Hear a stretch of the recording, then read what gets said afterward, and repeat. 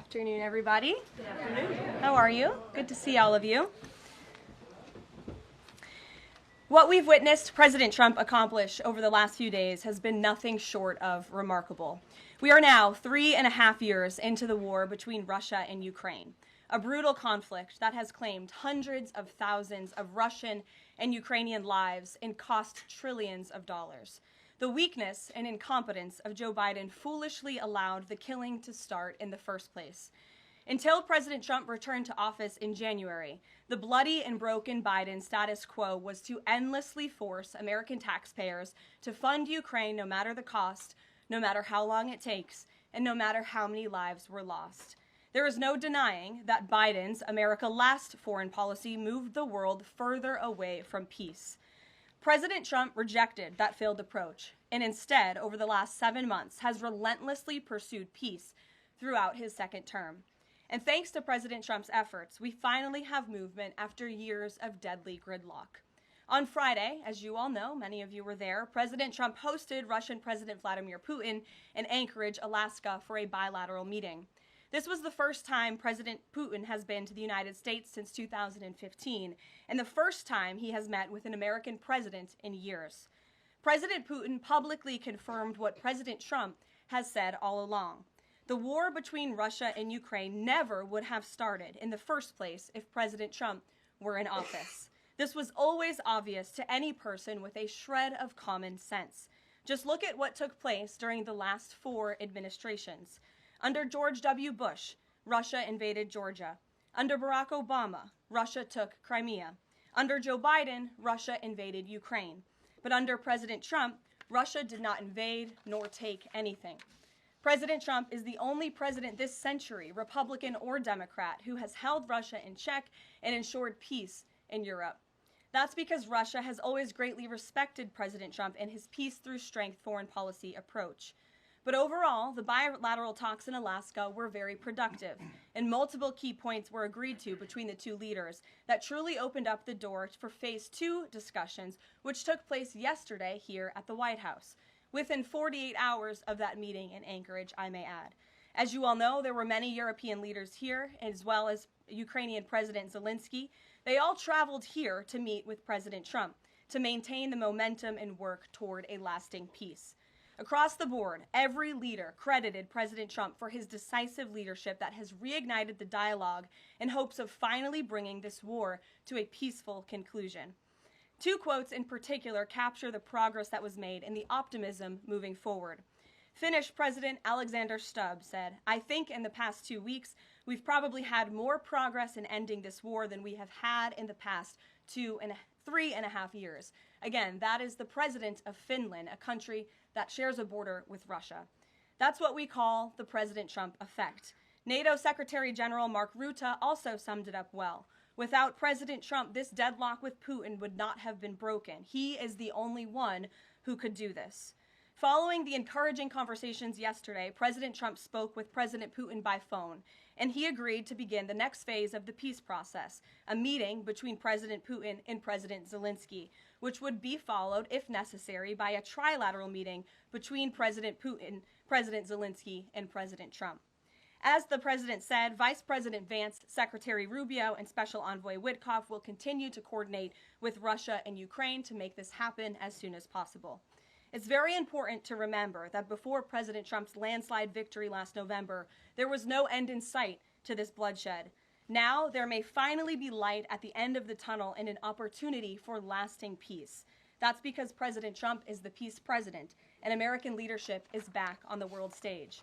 It should not be lost on anyone in this room that world leaders are coming right here to Washington, D.C. for help. While previous presidents have traveled halfway around the world to apologize for America, President Trump stands up for America, and he has firmly restored America's status as the undisputed leader of the free world. However, one thing that has absolutely not changed is the media's negative and downright false coverage of President Trump and his foreign policy accomplishments. From the beginning of this entire process, much of the left-wing media has been actively rooting against the President of the United States in the pursuit of peace.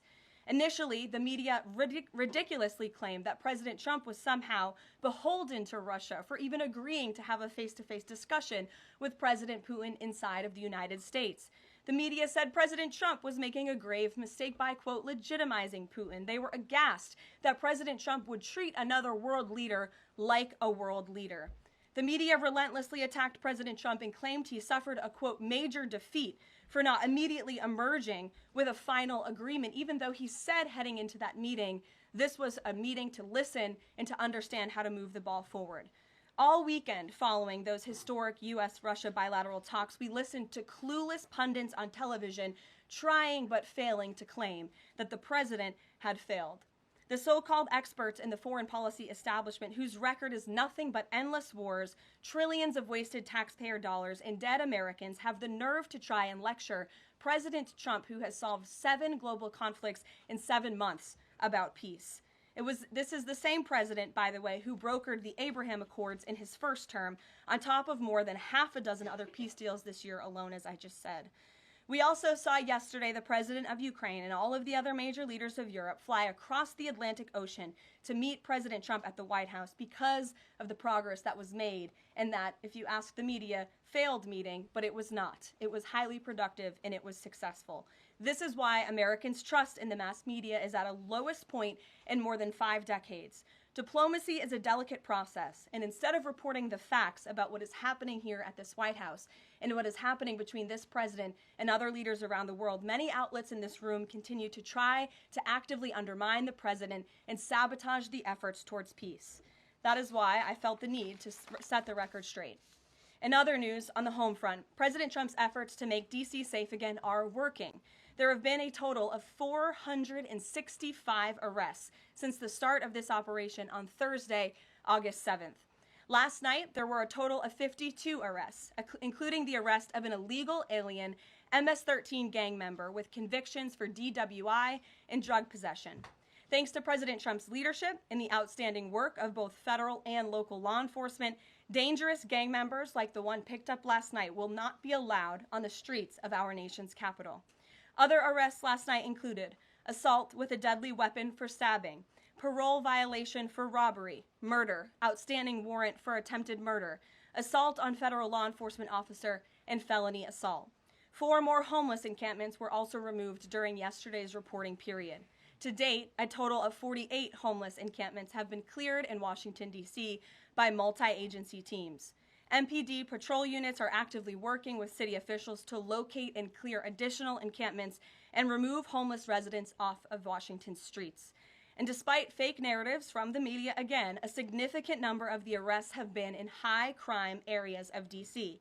In fact, nearly half of all of the non-illegal alien-related arrests have occurred in Wards 7 and 8, the 2 wards that have the highest number of violent crime, as well as homicides and assaults with dangerous weapons last year.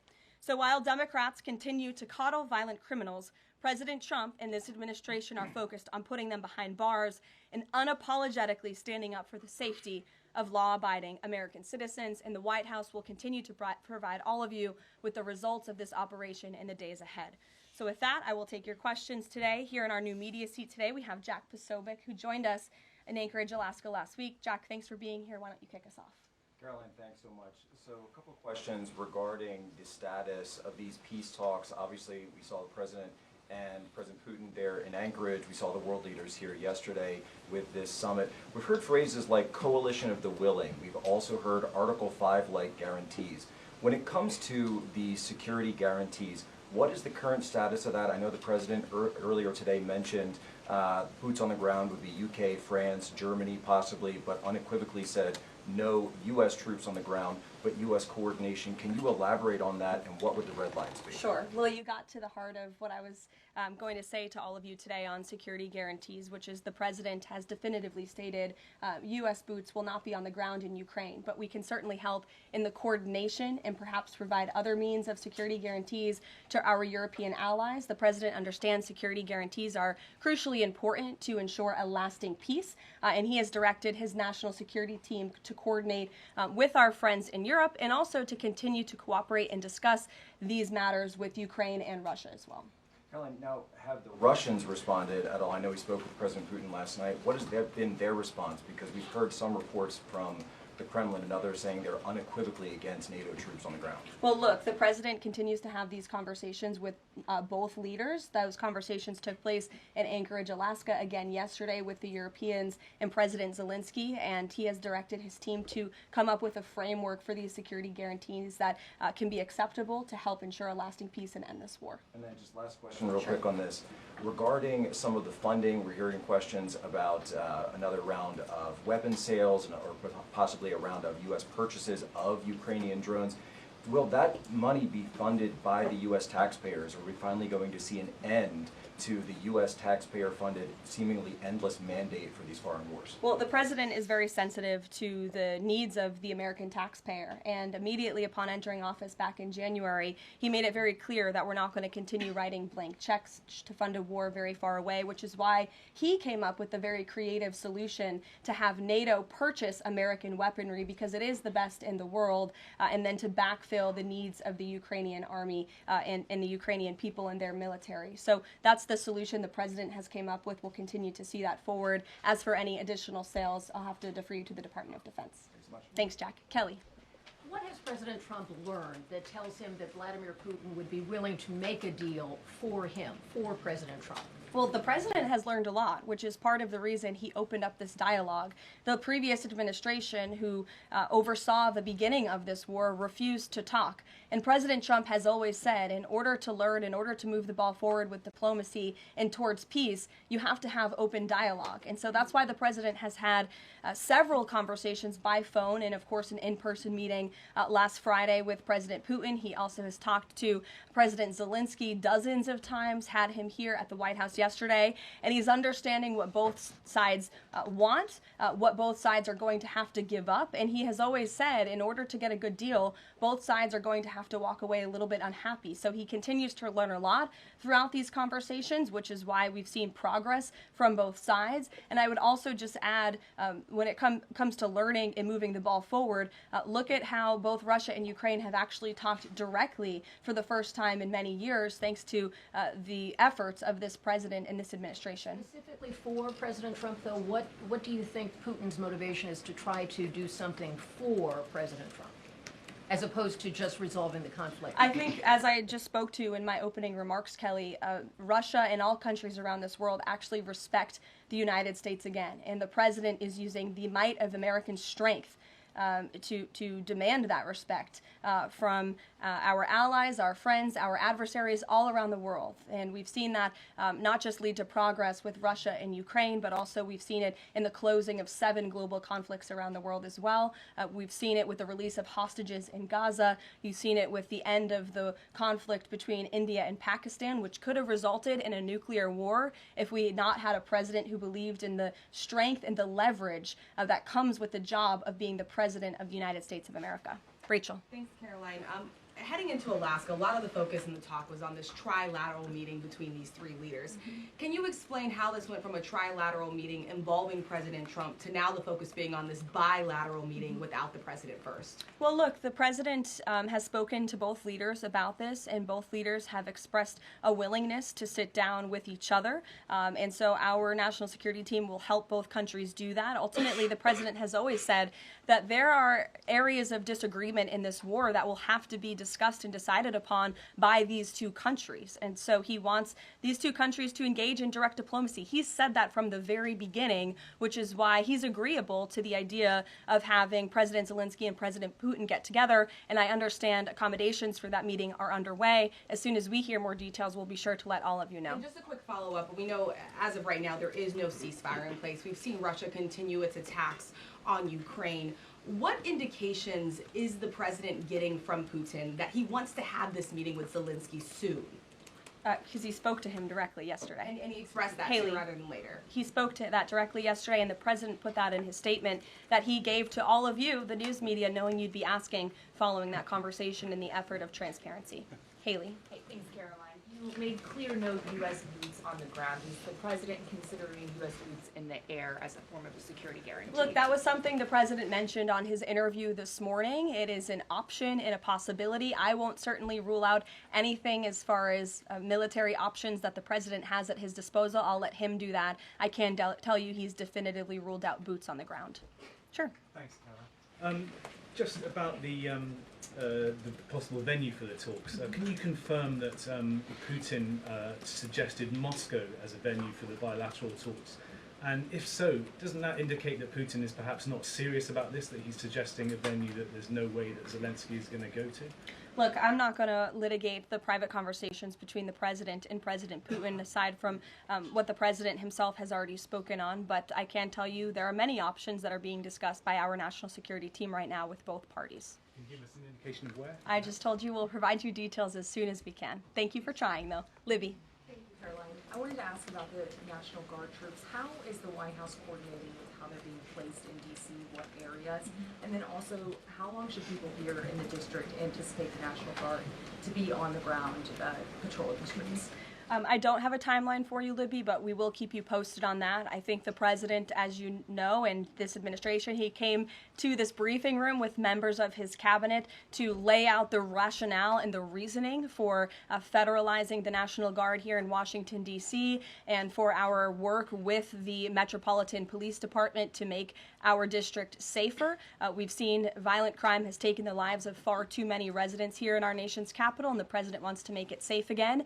And as for the coordination efforts, this interagency team is meeting and talking daily. In fact, there's a meeting taking place right now in the West Wing with members of the interagency task force to continue to discuss not just the National Guard deployment, but also how we can continue to remove public safety threats off of the streets of Washington, which, as the numbers I just showed you prove, they are doing every single night. I will just reiterate, 465 total arrests and counting since the start of this operation. I believe 11 or 12 days ago. I'll have to check the calendar, but those are pretty remarkable results. If not for this task force and their high level of coordination and the leadership of this president, there would have been 465 more violent criminals on the streets of this capital that you all live in every day. So I think we should all be very grateful for that. Stephen. Thank you, Caroline. 3 questions about the D.C. crackdown. Sure. First, I was wondering if you could clarify something President Trump said. He mentioned getting rid of the slums where criminals live. Was he talking about tents or permanent residential buildings? And then the mayor has expressed an interest in clarifying how much of a focus illegal immigration enforcement is as part of this crackdown. Can you say anything about that? Sure. And third, any preview on the beautification? 3 questions. I'll try to answer all 3 of them pointedly for you. First, when it comes to what you said, and the president said, the slums of Washington, D.C., he's referring to the most dangerous communities, neighborhoods, and streets in this city where, unfortunately, violence has ravaged these communities and taken the lives of, again, far too many law-abiding D.C. residents. We know on July 5th of this year, just more than a month ago, a 3-year-old beautiful young girl was shot and killed in her car with her family in one of these communities, which is why there has been a surge, despite what many of you have been falsely reporting. And I believe it was the Washington Post who put out a map claiming it to be fact-based when it was just based on, I don't know, accounts that they've heard on the street, not actual statistics and data. So we went and reconfigured the numbers, and as I said, nearly half of all the non-illegal alien-related arrests have occurred in wards 7 and 8 in the District of Columbia, where we know, excuse me, there's the highest rate of crime. So we'll continue to do that. And what was your second question, Stephen? Legal immigration, how much of a focus that is? Yeah, look, I mean, the focus is to make D.C. safe and beautiful and to remove public safety threats and violent criminals from our streets. If federal law enforcement, with the help of the Metropolitan Police Department, come across illegal aliens, of course, we are going to abide by this administration's policy of law and order, and we are going to remove illegal criminals from our nation's capital. They will be detained and deported, just like they are in every other community across the country. Kristen. First question is, whose idea was it to change the next steps from a trilateral to a bilateral meeting? It was an idea that evolved in the course of the president's conversations with both President Putin, President Zelensky, and the European leaders yesterday. And as you saw, Kristen, with all of those European leaders leaving the White House, including the NATO Secretary General, they all agree that this is a great first step. And it's a good thing that these two leaders are going to be sitting down together, and the president expects that to happen. And how long is Trump willing to wait and operate in good faith for Putin to actually arrange a meeting before he intervenes? Look, the president has put tremendous public pressure to bring this war to a close. He's taken actions, as you've seen, sanctions on India and other actions as well. He's made himself very clear that he wants to see this war end, and he has scoffed at the ideas of others that have been raised that we should wait another month before any meeting takes place. The president wants to move, and he wants to bring this war to an end as quickly as possible. Just a clarification on Sean. something you said earlier about Putin agreeing to the meeting. The Kremlin seemed to indicate that Putin did not firmly agree to a bilateral. Did he agree to have a sit-down with just Zelensky on the phone? I can assure you that the United States government and the Trump administration is working with both Russia and Ukraine to make that bilateral happen as we speak. Sean. Hey, if the point is to get everybody on the same page, why wouldn't Trump just take the call from Putin while the other leaders were in the room? He said it would be disrespectful to do that. But why is it disrespectful? With all due respect, only a reporter from the New York Times would ask a question like that, Sean. The president met with all of these European leaders at the White House 48 hours after sitting down with President Putin on American soil. In fact, there was so much progress in the readout that was given to these European leaders immediately following his meeting with President Putin that every single one of them got on a plane 48 hours later and flew to the United States of America. And if I could just read for all of you some of the statements from those European leaders yesterday, you had President Zelensky himself saying it was a very good conversation. It was really good. We spoke about very sensitive points. The Secretary General, Mark Rutte, it was the president, only because of the president, that this deadlock was broken, but with President Putin by starting a dialogue. So these leaders, who this war is in their backyard, are very grateful that the president took that call and that he was there to provide them with a readout of Russia's thinking on this, something that was not done by the previous administration at all. Catherine. Thank you. Is the White House looking at Budapest as a possible location? I'm not going to confirm or deny locations. We'll provide you with details as soon as we can. Just following up on Kristen's question, I understand that the White House is working and allies are working to make this meeting happen, but did Putin promise to do a meeting with Zelensky, a direct meeting, in the coming weeks? He has, and I just answered that question for you. Franco. Thanks. I just want to clarify. So you are saying that President Trump is considering U.S. pilots and U.S. aircraft potentially supporting European or Ukrainian forces? The president spoke to that himself this morning when he called into Fox and Friends, and I would defer you to his answer. You can read it directly yourself. In addition, can I ask, no boots on the ground, Steve Witkoff's talking about Article 5-like security guarantees. Can you talk about what other Article 5-like security guarantees that are being considered if it's not boots on the ground? These are very sensitive diplomatic discussions that are currently taking place literally as we speak. So I will leave it to the national security team, and I'll leave it to the president to have those private discussions with these leaders as we try to bring this war to an end. And can I ask one Mary more? Margaret, go ahead. Thanks, Caroline. Two questions, if that's okay.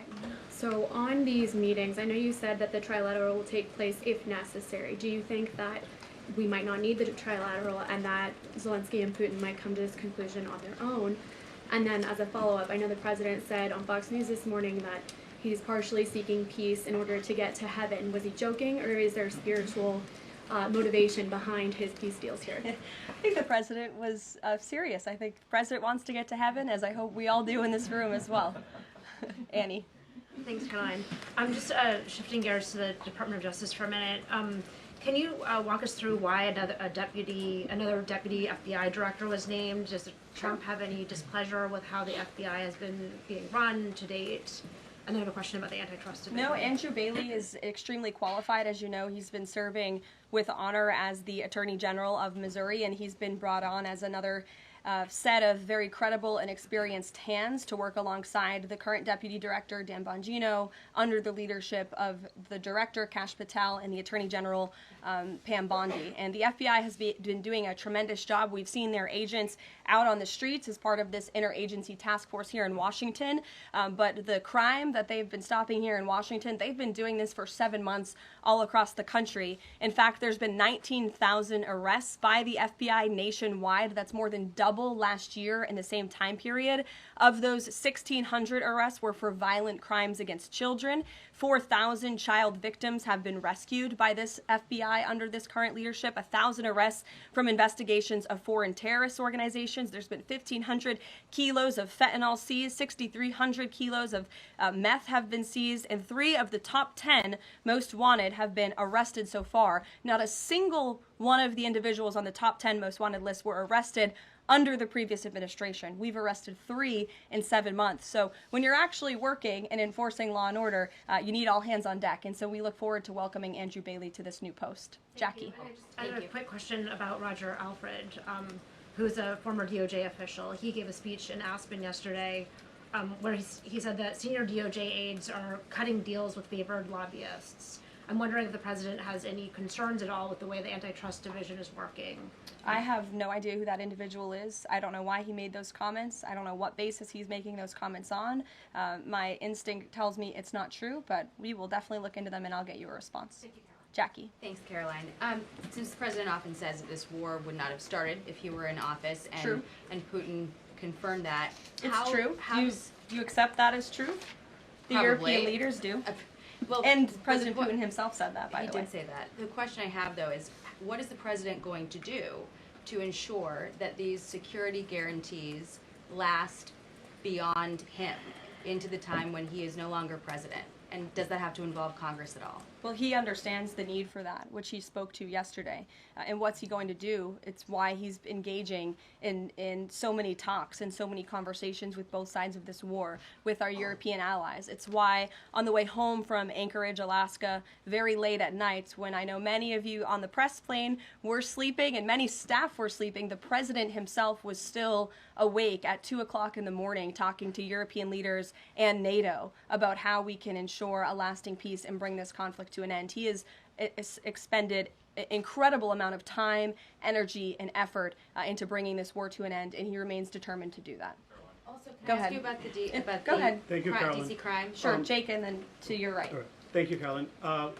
Which of the half dozen peace deals that the president's pulled off would you say he's the most proud of? And then I have another question. That's a good question, Jake. I'll leave that to the president to answer. I think he's proud of all of the peace deals that he's been able to achieve. You saw the president of Armenia and the head of Azerbaijan both at the White House just a couple of weeks ago. The president, I know, very much enjoyed spending time with them and helping to bring that conflict to an end. He very much enjoyed his time with leaders of Rwanda and the Democratic Republic of the Congo in the Oval Office, talking to them about bringing that decades-long war to an end. India and Pakistan. He used trade in a very powerful way as leverage to bring that conflict to an end. So I know he's very proud of all of these achievements, and I know he's very honored to serve as the President of the United States and to restore peace around this world. Go ahead. So you mentioned Armenia and Azerbaijan. That's a conflict that, I spent time in the Southern Caucasus covering that. And, a conflict of over 30 years, and he resolved it in just a couple of months. Mm-hmm. Are there other conflicts that the president's working on right now that are off the radar screen that we should be tracking?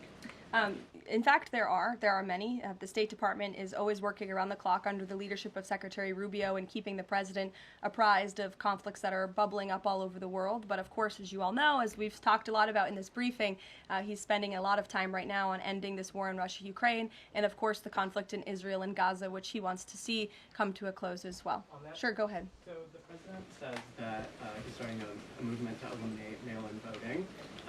but states administer elections, not federal authorities. So can you provide any more details about how the White House plans to eliminate that? The White House continues to work on this, and when Congress comes back to Washington, I'm sure there will be many discussions with our friends on Capitol Hill and also our friends in state legislatures across the country to ensure that we're protecting the integrity of the vote for the American people. And I think Republicans generally, and the president generally, wants to make it easier for Americans to vote and harder for people to cheat in our elections. And it's quite mind-boggling that the Democrat Party could stand in opposition to common sense. He wants to ensure election integrity. There were great efforts that were made in 2024. I won't get ahead of myself for Hatch Act reasons to get ahead for the next election, but I can assure you this is a priority for the president. Go ahead. If I could just follow up on your comments about Gaza. Sure. There was a ceasefire proposal put forward by both Qatar and Egypt. Hamas accepted it on Monday. Israel has yet to officially weigh in. I'm wondering if the U.S. was at all involved in it, if it's supportive of it, and whether or not the president believes Israel should accept it. I don't think it's a coincidence that Hamas accepted this proposal after the President of the United States posted a very strong statement about this conflict on Truth Social yesterday. I would refer you back to that statement. As for this proposal that Hamas has now accepted, the United States continues to discuss it, and I'll let the President weigh in on it definitively. You're welcome. Sure. Caroline, can you describe the president's perspective on taking a stake in Intel in exchange for federal grants? And is this are we expecting to see the White House make similar arrangements with other semiconductor companies and manufacturing companies?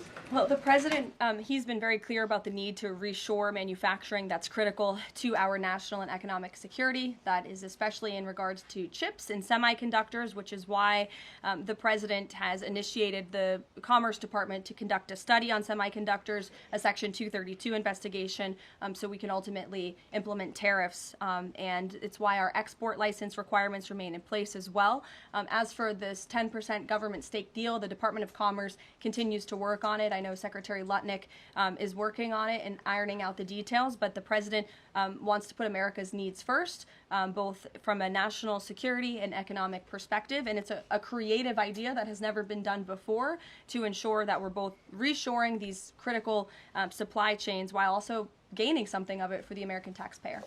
You're welcome. Emily. Thanks, Caroline. I wanted to ask about the 3 U.S. warships that are being sent to Venezuela, and there's 4,000 Marines on board. Are you looking at possibility of boots on the ground there?